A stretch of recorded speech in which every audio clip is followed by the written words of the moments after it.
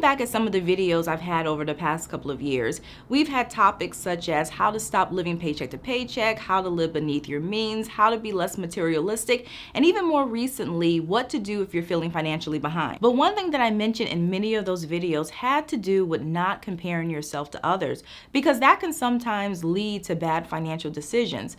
But one thing that I haven't spoken about, at least I don't think I have, is how to do that exactly, how to stop comparing yourself, because it is definitely easier said than done. So if anyone struggles with that, hopefully this video will have some tips in it that can help you overcome this, because the comparison game is really dangerous. It can leave you broke, it can put you into debt, and even aside from like the financial side of it, it can also kill your confidence, it can steal your joy, and it can make you jealous of other people. But as usual, don't forget to like and comment, and also subscribe if you like personal finance and you want to see more videos like this. So the first thing you have to do to stop comparing yourself to others is to recognize your triggers and then avoid them. And this is basically any person, situation, or thing that causes a reaction or makes you feel a certain way. And in this case, it's really anything that prevents you from being content with who you are or what you have. And everyone has a different trigger. For some people, it might be social media, where certain posts and pictures make them feel bad about themselves or make them feel as if they're not good enough.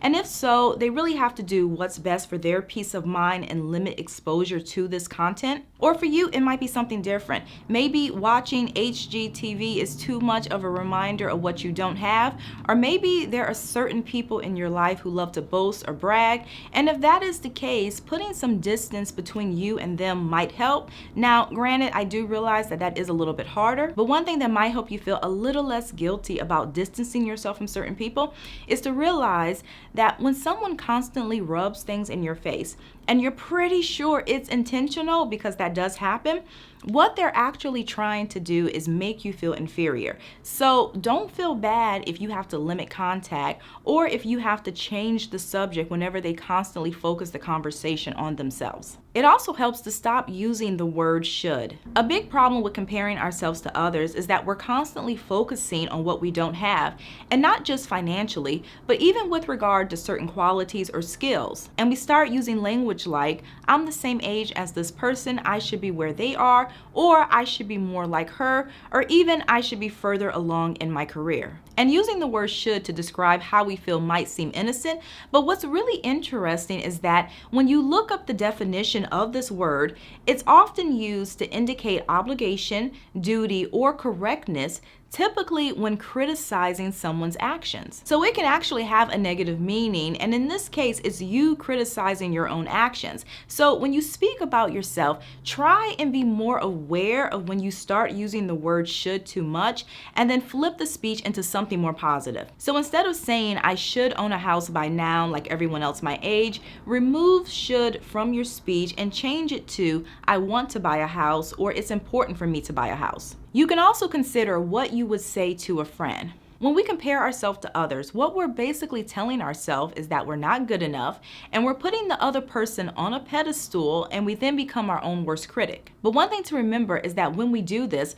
we're often looking at the other person through the eyes of our own insecurities. So if they shine where we lack, we might start to see them as superior to us in certain areas, even though we're probably not that much different. And overcoming this really starts with appreciating your own accomplishments and your own talents, which can be difficult because you're looking at yourself from the inside out. But one thing that could help is to start talking to yourself in the same manner that you would talk to a friend. You wouldn't say something negative to someone you cared about, and if they started comparing themselves to others or feeling that they weren't enough, you would probably encourage them and bring up all the good and positive things in their life, basically highlighting the things that they can't see about themselves. And if you have trouble recognizing the good that you bring, you can ask a friend or a family member to list your positive qualities, because sometimes it takes another person to help balance the negative thoughts that we have about ourselves and help us to understand our own value. And you can even keep that list and read it from time to time whenever you start to feel that you're not good enough. It also helps to water your own grass.